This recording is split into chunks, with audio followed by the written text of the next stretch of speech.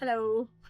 I'm Ritha, and you pronounce it like rhythm. So rhythm, Ritha. I've figured this out recently when people struggle with my name. I'm a photographer primarily, and then in my spare time, I run a community cinema called Palestine on Film.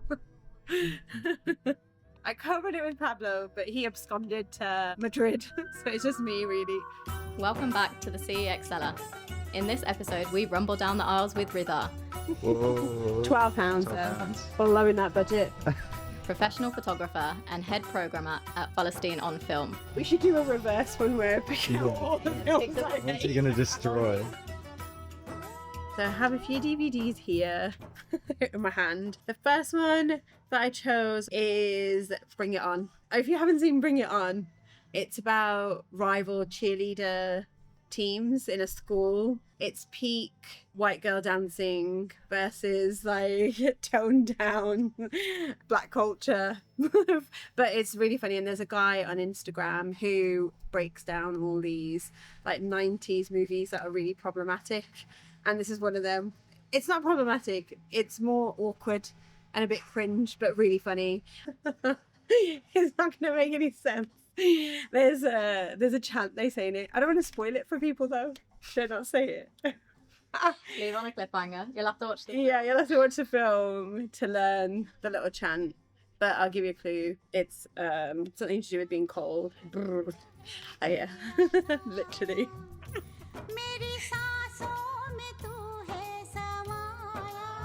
I've never seen this in my life.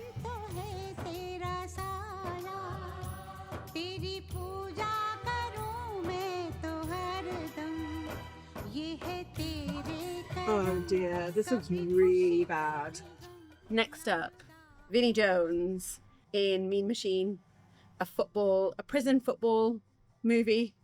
So they're a football club in a prison, and he sets it up, and Vinnie Jones is mean as usual. He's kind of like a Roy Keane, Eric Cantona kind of vibe, where he's just like a bit cross and he's a bit rough, and I think it's quite a sweet story. It's not sad about being in prison. They start a football team, and it's kind of culturally relevant with the World Cup being on right now. And it has a really young Danny Dyer. I don't know if you want to zoom into his tiny little baby face.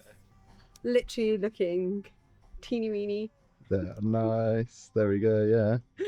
Little babby.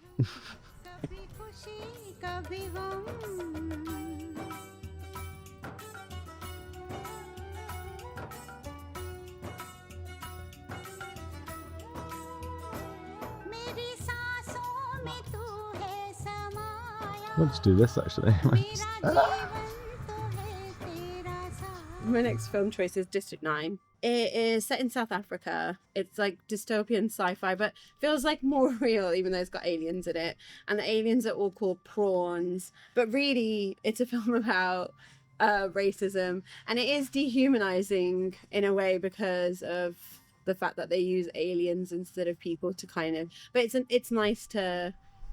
that's why you use like fantasy and stuff to kind of talk about these harder topics. It touches on like apartheid and segregation and unfairness, and it doesn't it have Will Smith in it?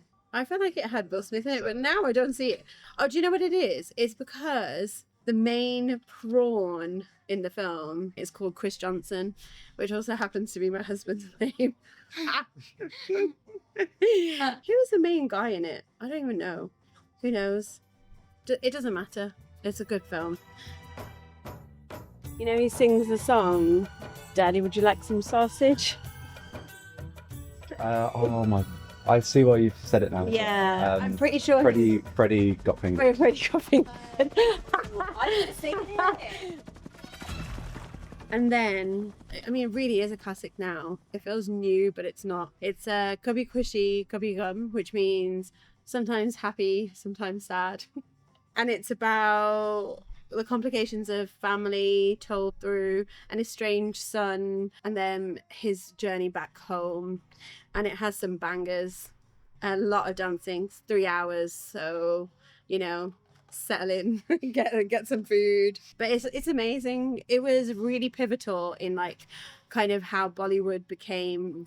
It took it to the next level. They spent such an awful lot of money, like in terms of production and like set and costume.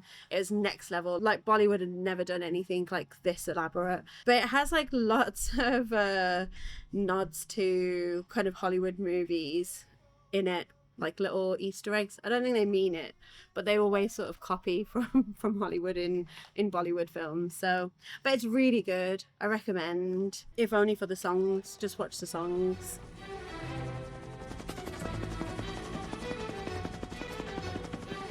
So I've got 2 kids. They are creepy as fuck. The kids.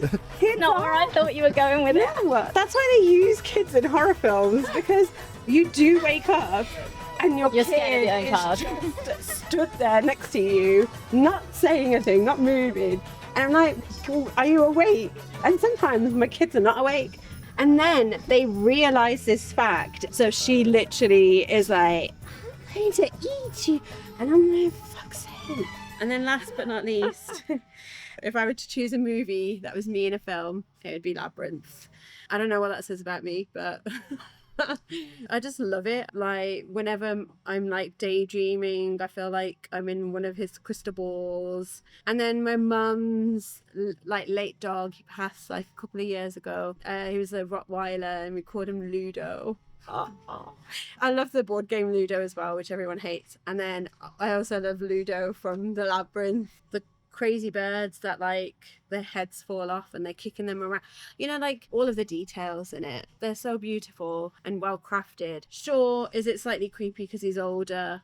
Maybe, but he's also a goblin king and they don't kiss or anything, you know. And it's David fucking Bowie, like, you know. And the little fox and the little caterpillar. I've seen many a child with their little caterpillar hair. But yeah, so these are my random choices.